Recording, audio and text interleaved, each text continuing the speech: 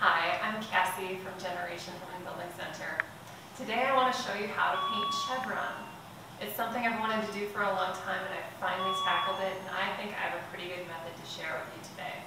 And the materials you'll need to complete this project are a tape measure, a ruler, a pencil which you won't need for the whole thing, tape, scissors, a chalk line, and spray paint.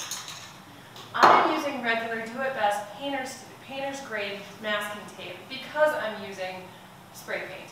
If I were doing this on a wall and I wouldn't want to use spray paint, I would use the frog tape or blue painter's tape. It's not that picky for spray paint because the resist isn't as picky. So, what I'm going to do to start, I don't want a full chevron pattern with 90-degree angles. I want more of a lazy stripe. So what I'm going to do is mark off 4-inch intervals across the top and 2 1/4 inch intervals down the side. Now why I'm going with 2 1/4 instead of 2 inch is my tape is 2 inches, and when I turn it at an angle, it will be slightly wider than that. So I'm going to go with 2 1/4. Alright, I have all of my lines marked around the outside, so this is marked off in 4-inch intervals across the top and 2 1/4 inches intervals down the sides. Now I didn't mention before that I know my board is 32 inches wide and 42 inches long. So my dimensions across are going to come out perfectly.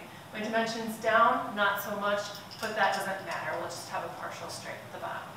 For this next part, it'll get a little messy. I have my chalk line here, and I'm going to have my friend Carmen come and help me with this because you need 2 people to properly run a chalk line. Now they do give you this nifty little end at the side, but it doesn't help. So, Carmen, you're going to take that over there and find your first line 2 1/4 inches down. Okay. Pull it back a few inches because the first inch or so isn't, and make sure it's right there. I'm going to hold it there. Okay. I'm going to hold mine there and snap it.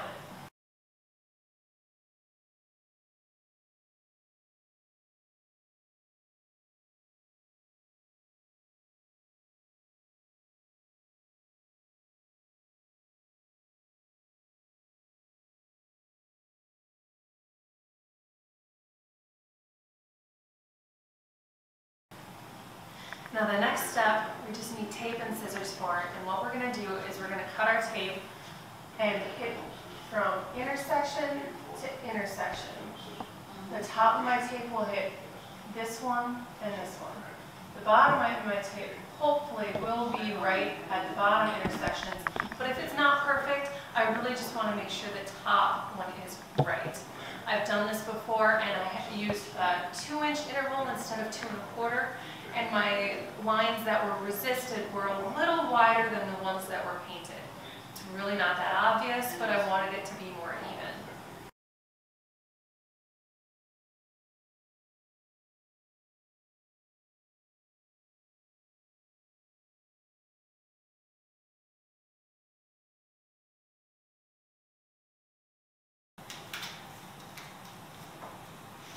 Alright, I have all my tape on. Now I'm going to take it outside and give it a quick spray of paint. I'm ready to paint. I'm going for it.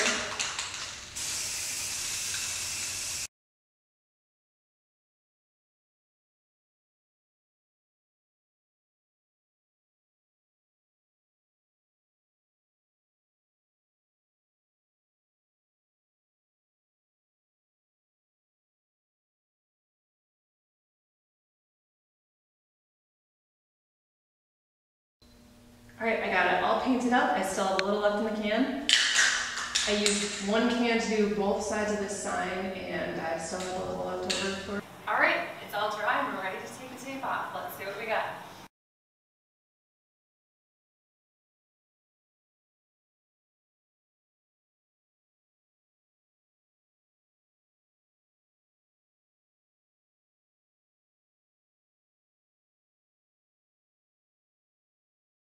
Ta-da! All done! That's everything you need to know about painting Chevron. If you have any questions, feel free to contact us. Our website is www.generationhbc.com.